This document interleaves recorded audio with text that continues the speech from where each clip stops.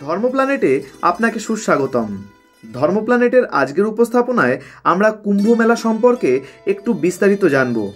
ধর্ম প্ল্যানেটের আজকের উপস্থাপনায় আমরা জানব কুম্ভ মেলা কেন হয়, কুম্ভ মেলা 12 বছর পরপরই কেন হয়, 11 বছর বা 13 বছর পরে কেন হয় না, কুম্ভ মেলা কত প্রকার, নাসিক ও উজ্জয়িনীতে অর্ধ কুম্ভ মেলা কেন অনুষ্ঠিত হয় না, এই সমস্ত প্রশ্নের উত্তর নিয়েই ধর্ম প্ল্যানেটের আজকের উপস্থাপনা।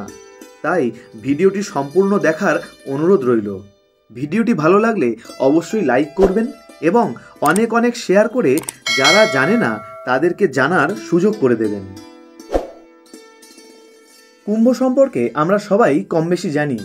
কুম্ভ মেলা প্রধানত 4টি স্থানে অনুষ্ঠিত হয়। প্রথম, এলাহাবাদের প্রয়াগরাজে, যেখানে গঙ্গা, যমুনা এবং সরস্বতী নদীর মিলন হয়েছে, অর্থাৎ ত্রিবেণী সঙ্গমে। দ্বিতীয়, উত্তরাখণ্ডের হরিদ্বারে, যেখানে পবিত্র গঙ্গা নদী শক্তিশালী হিমালয় থেকে সমভূমিতে প্রবেশ করেছে। তৃতীয়, মধ্যপ্রদেশের নাসিকের গোদাবরী নদীর তটে। চতুর্থ, মধ্যপ্রদেশের উজ্জয়িনীতে শিপ্রা নদীর তটে। তবে এই কুম্ভ মেলা অনুষ্ঠিত হয় বৃহস্পতি, সূর্য এবং চন্দ্রের রাশিচক্রের অবস্থানের ওপর ভিত্তি করে। এই কুম্ভ মেলা 3 প্রকারের: অর্ধকুম্ভ, পূর্ণকুম্ভ এবং মহাকুম্ভ। অর্ধকুম্ভ প্রায় প্রতি 6 বছর অন্তর প্রয়াগরাজ এবং হরিদ্বারে 2টো পূর্ণকুম্ভ মেলার মধ্যে অনুষ্ঠিত হয়। পূর্ণকুম্ভ প্রতি 12 বছর পর পর অনুষ্ঠিত হয়। এটি এলাহাবাদের প্রয়াগরাজ, উত্তরাখণ্ডের হরিদ্বার, মধ্যপ্রদেশের নাসিক এবং মধ্যপ্রদেশের উজ্জয়িনীতে আয়োজিত হয়ে থাকে। মহাকুম্ভ এটি সমস্ত কুম্ভ মেলার মধ্যে সর্ববৃহত্তম, যা প্রতি 12টি পূর্ণ কুম্ভ মেলার অর্থাৎ 144 বছরে একবার প্রয়াগরাজে অনুষ্ঠিত হয়। অর্থাৎ 12টি পূর্ণ কুম্ভ অনুষ্ঠিত হওয়ার পর আবার যখন প্রয়াগরাজে পূর্ণ কুম্ভের আয়োজন হয়, তখন সেটাকে মহাকুম্ভ বলা হয়। এটি বিশ্বের বৃহত্তম ধর্মীয় সমাবেশে পরিণত হয়েছে। তবে কুম্ভ মেলার হিসাব কেবলমাত্র 12 বছর নয়। এটা নয় যে 12 বছর অতিক্রম হলেই একটি করে কুম্ভ মেলার আয়োজন করা হবে। তাহলে হিসাবটা কি? প্রতি 12 বছর পর পর গ্রহ এবং নক্ষত্রের নির্দিষ্ট প্রান্তিককরণের ভিত্তিতে 4টি শহরের একটিতে কুম্ভ মেলা অনুষ্ঠিত হয়। কুম্ভ মেলার সঙ্গে বৃহস্পতি, সূর্য এবং চন্দ্রের অবস্থান জড়িত।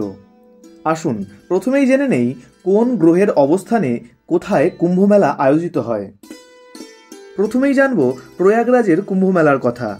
যখন বৃহস্পতি কুম্ভ রাশিতে প্রবেশ করে এবং সূর্য ও চন্দ্র মকর রাশিতে থাকে, তখন প্রয়াগরাজে গঙ্গা, যমুনা ও সরস্বতীর সঙ্গমে কুম্ভ মেলা অনুষ্ঠিত হয়। এবার জানি হরিদ্বারের কুম্ভ মেলার কথা। যখন বৃহস্পতি কুম্ভ রাশিতে থাকে এবং সূর্য মেষ রাশিতে প্রবেশ করে, তখন হরিদ্বারে গঙ্গার তীরে কুম্ভ মেলার আয়োজন হয়। তৃতীয় জানি উজ্জয়িনীর কুম্ভ মেলার কথা। যখন বৃহস্পতি সিংহ রাশিতে থাকে এবং সূর্য মেষ রাশিতে থাকে, তখন উজ্জয়িনীতে শিপ্রা নদীর তীরে কুম্ভ মেলার আয়োজন হয়। আসুন এবার জানি অন্তিম অর্থাৎ চতুর্থ স্থান নাসিকের কুম্ভ মেলার কথা। যখন বৃহস্পতি এবং সূর্য উভয়েই সিংহ রাশিতে অবস্থান করে, তখন নাসিকের গোদাবরী নদীর তীরে কুম্ভ মেলার আয়োজন হয়। এইভাবে বৃহস্পতি, সূর্য ও চন্দ্রের অবস্থানের ওপর ভিত্তি করে 4টি শহরে কুম্ভ মেলার আয়োজন করা হয়ে থাকে। এবার প্রশ্ন, 12 বছর পরপরই কেন কুম্ভ মেলা হয়? কেন 11 বছর নয় বা 13 বছর নয়? প্রথমেই জানি বিজ্ঞান ভিত্তিক কারণ।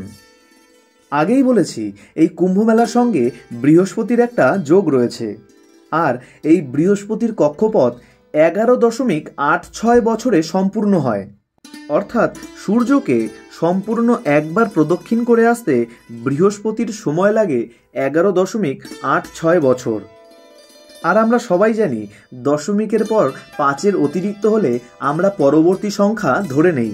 সুতরাং 11.86 বছর মানেই সেটা সাধারণভাবে আমরা 12 বছর ধরেই থাকি।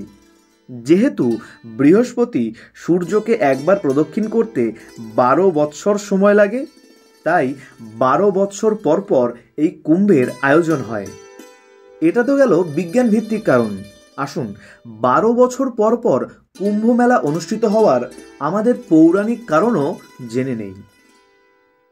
কুম্ভ মেলার পৌরাণিক কারণ জানবার আগে যদি আপনি এখনও ধর্ম প্ল্যানেট চ্যানেলটিকে সাবস্ক্রাইব না করে থাকেন, তাহলে অবশ্যই সাবস্ক্রাইব করে নিন। আর কুম্ভ মেলা সম্পর্কিত এই ভিডিও থেকে যদি আপনি নতুন কোনো তথ্য জেনে থাকেন, তাহলে অবশ্যই ভিডিওটিকে লাইক করে আমাকে উৎসাহিত করে যাবেন। চলুন তাহলে কুম্ভ মেলার পৌরাণিক কাহিনী জেনে নেই। একদিন ঋষি দুর্বাসা বৈকুণ্ঠে ভগবান বিষ্ণুর সঙ্গে সাক্ষাৎ করতে যান। ভগবানের সঙ্গে বার্তালাপে ভগবান বিষ্ণু এত প্রসন্ন হন যে তিনি নিজের গলার পারিজাত পুষ্পের মালাটি ঋষি দুর্বাসার গলে পরিয়ে দেন। ঋষি দুর্বাসা ভগবান বিষ্ণুর সেই প্রসাদী মালা পেয়ে অত্যন্ত খুশি হয়ে যখন ফিরছেন, তখন পথেই দেবরাজ ইন্দ্রের সঙ্গে সাক্ষাৎ হয়। দেবরাজ ইন্দ্র তার ঐরাবত করে আসছেন। ঋষি দুর্বাসা চিন্তা করলেন দেবরাজ ইন্দ্রকে কি উপহার দেওয়া যায়। তিনি অনেক চিন্তা করে তার গলায় সেই ভগবান বিষ্ণুর দেওয়া পারিজাত পুষ্পের মালাটি তিনি দেবরাজ ইন্দ্রের গলায় পরিয়ে দেন। দেবরাজ ইন্দ্র কিছু বিচার না করে সামান্য একটা ফুলের মালা চিন্তা করে সেই মালাটিকে তার ঐরাবত হস্তির মাথায় রেখে দেন। দেবরাজ ইন্দ্রই যখন সেই মালার কদর বুঝল না, তাহলে সেই পশু, সেই হাতি কি করে সেই মালার কদর বোঝে? সেই ঐরাবত হস্তি তার সুর দিয়ে সেই মালাটি মাথা থেকে নিচে ফেলে পায়ে মারিয়ে দিল। মহর্ষি দুর্বাসা সেই দৃশ্য দেখে ভগবান বিষ্ণুর অপমান, নিজের অপমান বোধ করলেন। রুদ্র অংশজাত দুর্বাসার ভীষণ রাগ হলো। অগ্নিমূর্তি ধারণ করে ইন্দ্রকে অভিশাপ দিলেন, এখনই তুমি লক্ষ্মীহীন হয়ে যাও, বলহীন হয়ে পড়ো। ইন্দ্রসহ সমস্ত দেবতা তৎক্ষণাৎ সেই অভিশাপের কারণে শ্রীহীন এবং বলহীন হয়ে পড়লেন। তখন দেবরাজ ইন্দ্র অনুশোচনায় মর্মাহত হয়ে ভাবতে লাগলেন কিভাবে মহামুনির রুদ্র রাগকে প্রশমিত করে উদ্ধার পাবেন তার অভিশাপ থেকে। ইন্দ্রসহ সমস্ত দেবতারা তখন ভগবান বিষ্ণুর কাছে গিয়ে প্রার্থনা করতে লাগলেন। তিনি দেবতাদের বললেন, তোমরা অসুরদের সঙ্গে সন্ধি করে সমুদ্র মন্থন করো। কারো একার পক্ষে সমুদ্র মন্থন সম্ভব নয়। একমাত্র সমুদ্র মন্থনেই যে অমৃত পাওয়া যাবে, সেই অমৃত পান করলেই অমরত্ব ও শ্রীলাভ হবে। দেবতারা পড়লেন মহা বিপদে। ভাবলেন চিরশত্রু অসুরেরা কি এই কথা মানবে? আর তারাই বা কেন দেবতাদের সাহায্য করতে যাবে? অসুরদের অতীত অভিজ্ঞতাও তো ভালো নয়। অসুরদের দৈহিক শক্তি অনেক বেশি থাকলেও মগজের জোর কম। তবে একটা আশার দিকও আছে, সেটা হলো অমৃতের লোভ। সমুদ্র মন্থনে অমৃত পেলে তো দুপক্ষেরই ভাগাভাগি হবে। দেবতারা দ্বিধাগ্রস্ত হয়ে অসুরদের কাছে গেলেন এবং তাদের সন্ধির প্রস্তাব দিলেন। অসুরেরা অমৃতের লোভে সেই প্রস্তাবে রাজি হলেন। সন্ধির শর্ত অনুসারে ইন্দ্রসহ সমস্ত দেবতা এবং ত্রিপুরাসুর সহ সমস্ত অসুর অমৃত ভাগ করে নেবে। স্থির হলো ক্ষীর সমুদ্র মন্থন করা হবে। দেবতা ও অসুর দুই কুলেই এখন সাজো সাজো রব। মন্থন দণ্ড হিসেবে আনা হলো মন্দার পর্বতকে। বাসুকীনাগকে মন্থন দণ্ডের দড়ি বানানো হলো। কিন্তু ঘটে গেল অদ্ভুত কাণ্ড। মন্দার পর্বতকে যখনই ক্ষীর সমুদ্রে স্থাপন করা হলো, তখনই সেই মন্দার পর্বত তলিয়ে যেতে লাগলো। ঠিক সেই সময় ভগবান বিষ্ণু কূর্মরূপ ধারণ করে নিজের পিঠে মন্থন দণ্ডরূপ মন্দার পর্বতকে ধারণ করলেন। বাসুকীনাগকে মন্থন দণ্ডের দড়ি বানিয়ে নাগের লেজের দিকে ধরলেন দেবতারা, আর মুখের দিকটা ধরলেন অসুরেরা। শুরু হলো সমুদ্র মন্থন। সমুদ্র মন্থন থেকে একে একে উঠে এলো বিভিন্ন ধনসম্পত্তি, সুরভি গাই, ঐরাবত হাতি, পুষ্পক রথ, পারিজাত বৃক্ষ, বিভিন্ন ঔষধি বৃক্ষ, কৌস্তব মণি। তা দেবতা ও অসুরেরা একে একে সব ভাগ করে নিলেন। কিন্তু লক্ষ্য একটাই, অমৃত কখন উঠবে। মন্থনে উঠল গরল, হলাহল বিষ। এতক্ষণ দেবতা ও অসুরেরা সব ভাগ করে নিচ্ছিল, কিন্তু যখনই হলাহল বিষ উঠল তখনই সবাই বিমুখ হয়ে গেলেন, কেউ তখন আর কাছে নাই। কিন্তু এই হলাহল বিষ থেকে এই সৃষ্টিকে রক্ষা করবার জন্য একমাত্র একজনই এগিয়ে এলেন, তিনি হলেন দেবাদিদেব মহাদেব। মহাদেব সেই গরলকে পান করলেন, ধারণ করলেন কণ্ঠে। সেই বিষের জ্বালায় তার কণ্ঠ হয়ে গেল নীল, নাম হলো নীলকণ্ঠ।